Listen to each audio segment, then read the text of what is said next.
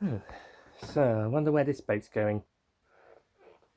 Well, it's more of a supply ship, to be honest. We'll be catching a plane, to be honest. By the way, your name, Letitia, is that a code name? Yeah. I deduced that the women in my family are called Letitia. I guess that's a family thing. Well, that's lazy. That's rich coming from Lupin the Third. Arsene Lupin the Third. Huh. Touche. Look out, it's Pops. Zenigata. Lupin! You can't hide from me. You can't run from me forever. I'm gonna find you. I swear he's on this ship. When I catch him, I'm not gonna let him escape this time. He made a fool of me earlier. Well, I'm not gonna let him do it again. Lupin! Ow! Ow! Didn't realise there was a door here. Ow. Hey, I found my rain jacket.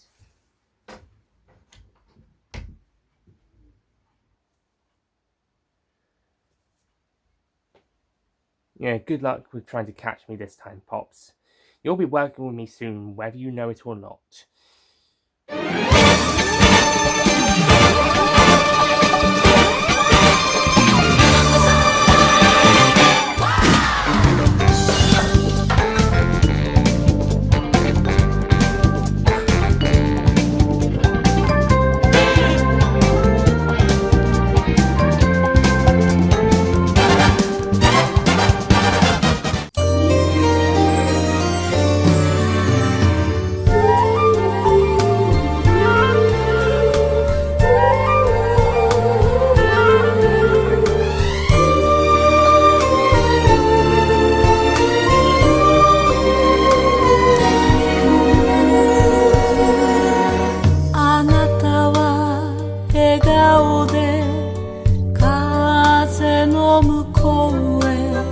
Hello, ladies and gentlemen, Nick here, and welcome to my review of Lupin the Third, The First, the seventh theatrical Lupin the Third film to be released in cinemas, although The Human Conspiracy did get a limited release in cinemas as well, but that doesn't really count. Anyway, so, yeah, and it's also the most recent Lupin the Third feature film, and the first to be done in CGI, following a CGI short a few years earlier, about a decade actually by now. And then in 2019, we got a full-length, feature-length Lupin the Third adventure that was set. I think it's set in the 1960s, in honesty, or the end of the 1950s. And it's a globe-hopping mission, seeing Lupin and his gang, plus Inspector Zenigata, helping this girl called Letitia prevent some neo-Nazis wanting to restore the Third Reich by finding this thing that will give them the power to restore the Third Reich that this guy, Professor Bresson, hid notes and clues to in a diary in order to prevent the Nazis from getting their hands on this power. So Lupin and the gang have to try and prevent this from prevent the Nazis from getting the power, the neo-Nazis from getting this power. And that's basically the plot of Lupin the Third, the First. More or less, it can pretty much be summarized like that. It's a very easy summary. To those who aren't aware of the franchise, Lupin the Third is a manga and anime franchise created by Monkey Punch, who sadly, a guy who's got a nickname Monkey Punch. He got a dedication at the start of this review, as he sadly passed away in early 2019. This movie is also dedicated to him. So the series is about a gentleman thief called Arsene Lupin III, who's the grandson of Arsene Lupin from the Maurice Leblanc novels, about a gentleman thief called Arsene Lupin.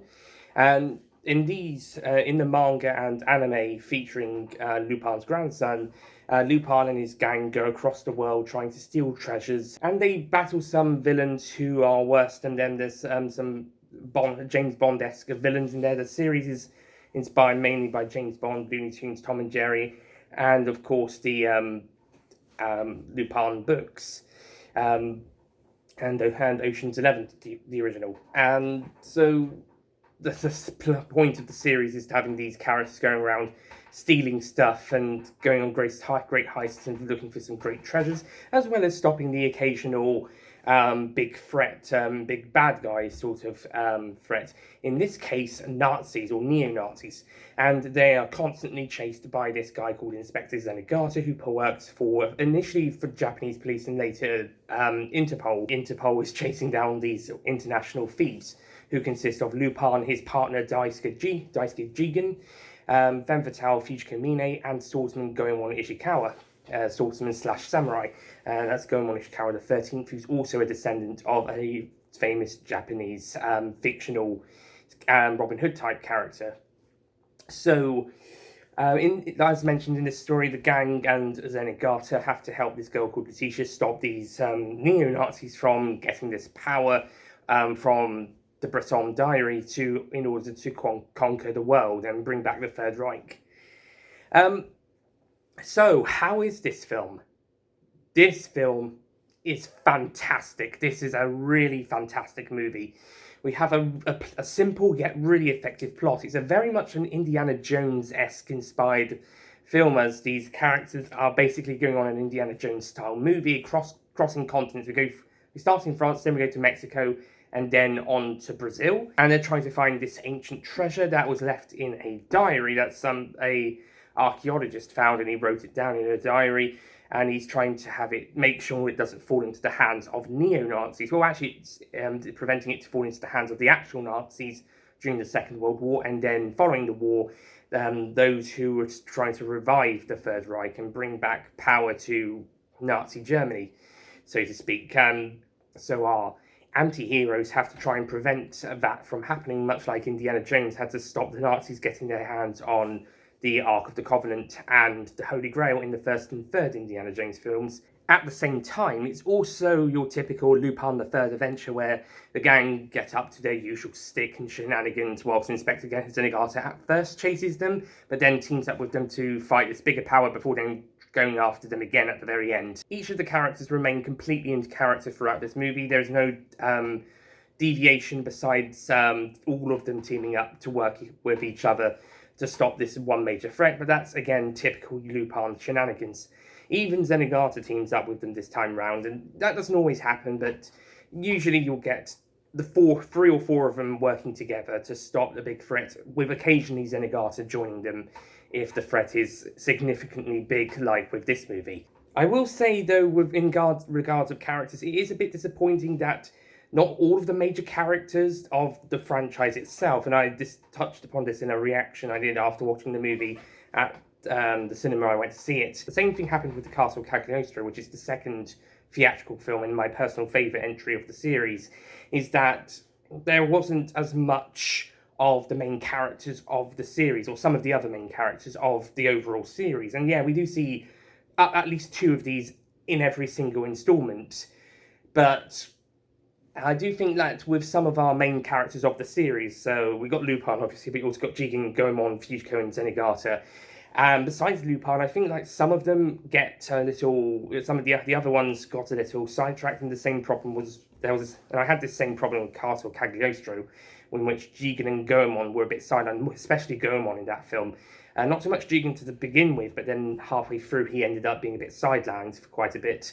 In this film, Jigen and Goemon once again get sidelined a little bit. They actively refuse to join Lupin early on in the movie. They rescue him from being captured by Zenigata, and then they say, we're not going to join you in finding this treasure. You can go off and find it yourself. And then they cave in and go and join him anyway. So for about a third of the movie, Jigen and Goemon are just they pop up for one or two scenes and that's it. So it is a bit of a shame that they do. They're a bit absent for a bit. Fujiko fares a bit better as she's doing her usual shenanigans of doing her own thing as opposed to helping Lupin, which usually happens. If she's not with Lupin in the gang, she's usually doing her own thing. So we get a bit more of her, at least, getting to do what she does. And, of course, Zenigata chasing them down and having some of the funniest bits of the movie. I also think that when they do get together, they should have a bit more stuff to do, because the movie is very much focused on Lupin and Letitia and the villains. I feel like some of the other main characters are a bit silent. Maybe not so much with Zenigata, but certainly with Jigen and Gomon, and to a lesser extent Fujiko. Especially, I think that the two of the three tasks they have to all overcome to reach the other side, where they discover whatever the diary was trying to warn them about. I think that should have been a moment where the other characters had a bit of time to shine. We do get a bit of that in the movie, but I think we should have had a bit more of that, more of a time to shine for them. For example, the second task with Goemon having to give up using Santuskin, his sword, for about 10 minutes. That could have been more of him trying to work out everything and having him contribute something to the story a bit more, other than slicing and cutting and being the stoic character of the film. And it's a bit of a shame, because Goemon's he's gone up a lot in my estimate. He was towards the bottom of my character list, but because he's such a fun character, because he's so stoic, he's gone up to second favourite. Behind Jigen, I don't know, I really like Jigen. He's a bit like James Bond. He does some stuff that I wouldn't agree with doing personally, but I enjoy watching it happen on screen, or seeing the character on screen. So yeah, I think I just gelled with Jigen. So it's especially disappointing to see those two being sidelined, more so than the others. But that being said, they do have some really good moments with each other, and there's quite a lot of great stuff between them, and the characters once again interact with each other super well, and of course the cast do fantastically as per usual. I saw the Japanese version with the English subtitles, so that's what was being shown at the cinemas. In the UK cinemas, we only got one screening at certain cinemas across the country, showcase cinemas, on one day. And it was only the Japanese version, not the English one. Though from the English promotional material, they're also fantastic, as per usual. It's the same cast as Legend of the Golden Babylon's English dub, so yeah, of course they're going to be fucking fantastic. But yeah, so cast in both versions are fantastic. I can safely say that for the English version, even just from the promotional material. But yeah, I really enjoyed the character interactions between the characters, even if I did think some of them got a bit sidelined for a bit, especially Jigen and Goemon. But the new characters are quite interesting. Letitia is a pretty fun new character, and she's definitely one of my favourites, guest/supporting characters of this series. And the villains, they're pretty good villains. We've got Professor Lambert, who wants power, but he's also got a bit of a caring side to him, because he takes in Letitia. And we've got Gerald, who's basically wanting to restore the Third Reich and trying to find Hitler, who he believes is alive. Spoiler alert, Hitler turns out not to be alive. There is a bit in the movie where the Lupin gang trick Gerard into thinking that Hitler is alive, and Lupin disguises himself as Hitler in order to stop Gerald. Speaking of Lupin, actually, Lupin's really great in this movie, considering the movie's quite focused on him and his journey throughout the movie, as well as his interactions with Letitia and the villains. He's really great as per usual, and of course he gets quite a few funny moments, especially when he's with Zenigata. There's a lot of funny moments with Zenigata. I love their characters' interactions. I think they're going to be a bit more Lupin and Fujiko interactions though, but once we get pretty nice, is pretty good. Again, like I said, I think Fujiko gets a little silent, but not as much as Jigen and Goemon. She got, as I mentioned, she does her own thing at some points in the movie, and has her own interactions. In honesty, that's my only real issue with the story. Is that the story itself is really great and quite funny. It does fall into some of the usual adventure treasure hunt movie cliches, but it's still a really gripping and adventurous story with a nice new spin. The CG animation is amazing, and Lupin and company translate to CGI animation just as much as the 2D animation. It looks stunningly visually beautiful and absolutely amazing, and it can do all the really funny character motifs and quirks and stuff in 3D just as well as in 2D. It looks really great, and they capture it down in the characters' mannerisms really well. And also able to have some really great locations and settings and places where they can all go to, and also some great bits of comedy and stuff. This is a more light-hearted adventure. This is more family-friendly orientated as opposed to some of the other versions, which are a bit more aimed at older audiences and adults. The next series is part 6 is certainly looking to go in a more darker direction, at least. But yeah, this is definitely one of the more fun, engaging adventures. More like part 2, the part 2 series. That's probably one of the easiest to get into installments of the show. The music of this movie is outstanding. It's probably the best bit of the movie besides the visuals, and that's it's done by Junjio Uno. I hope I got that name right, who basically does 85% of all Lupin the Third music. Yujiro Uno does a fantastic job with the music score and also does some rearrangements of some of the older themes really well, like the Throwback 80, the version of the 1980 Lupin theme, and also the I'm a Superhero theme, as well as a new instrumental track of the song that plays at the end, which is a great song as well, and there's quite a few great tracks in this film, some new and some rearrangements of older tracks.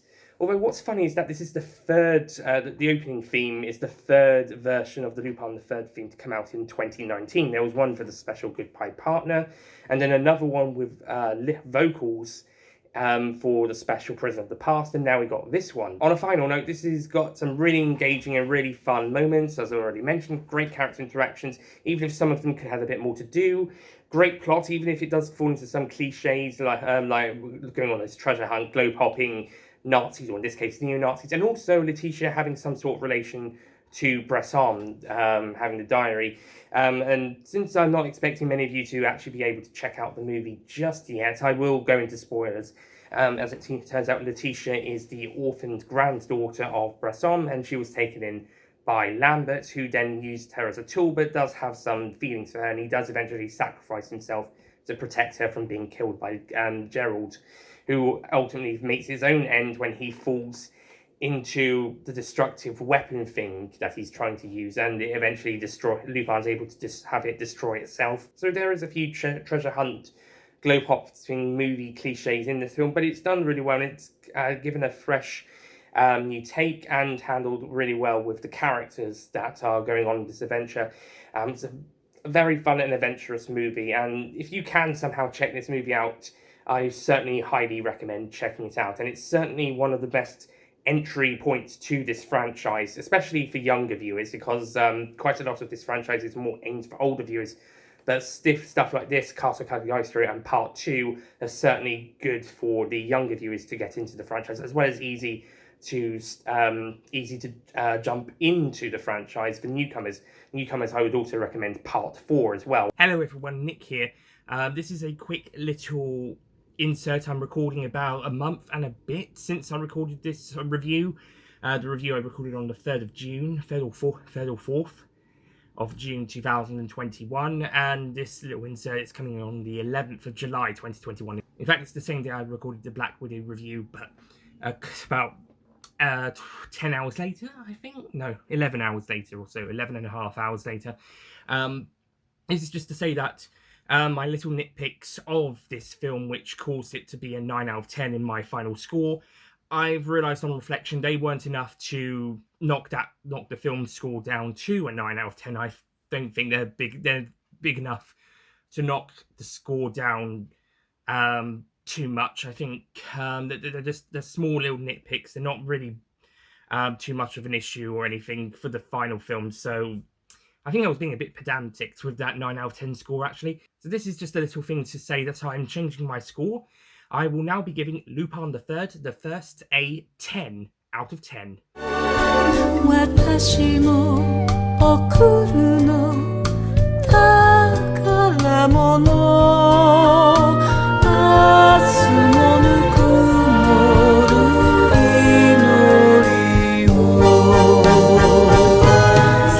Of issues with the Castle Cagliostro, which is my favourite film of the Lupin films that I've seen so far, and my favourite of the Lupin media I've seen so far. But like with that film, the positives outweigh the tiny little nitpicks Massively. Although Cartel Calculator is still my favourite of this at the moment, because that one is just such a fantastic story. But I think this one is a very close second, because it's such a really fun and rollicking adventure and such a great film. So I think my little nitpicks, as I mentioned, I don't think they were big enough to knock the score down to a 9 out of 10. I think, as I said, I was being pedantic, so I've knocked the score back up to a 10 out of 10. But I think 10 out of 10 is a worthy score for this film, and it's such a rollicking adventure. Also, a little thing to mention that is that it will be getting a DVD and Blu-ray release in the UK at the end of August, and I will hopefully be pre-ordering it soon when it's available. And yeah, hopefully I'll be able to talk about the English dub when that comes out, so I might make a follow-up video to this review talking about the English dub. Maybe I'll talk about the DVD Blu-ray itself when it comes out.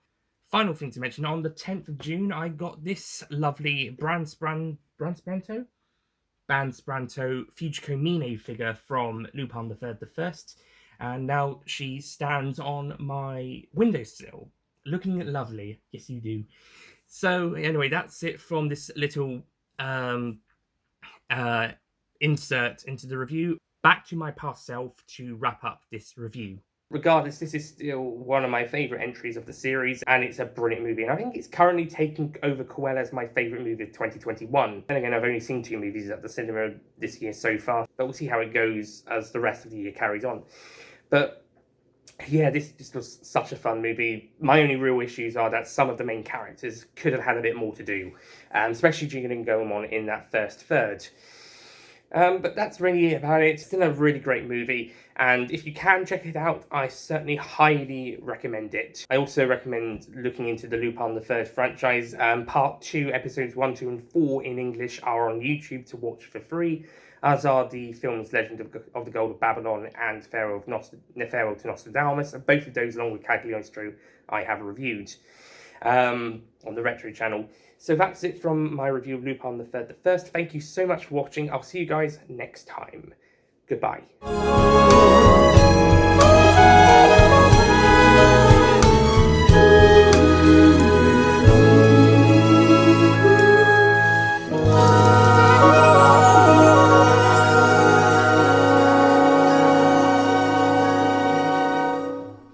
Don't forget to click below to subscribe to the Nicholas Payne YouTube channel.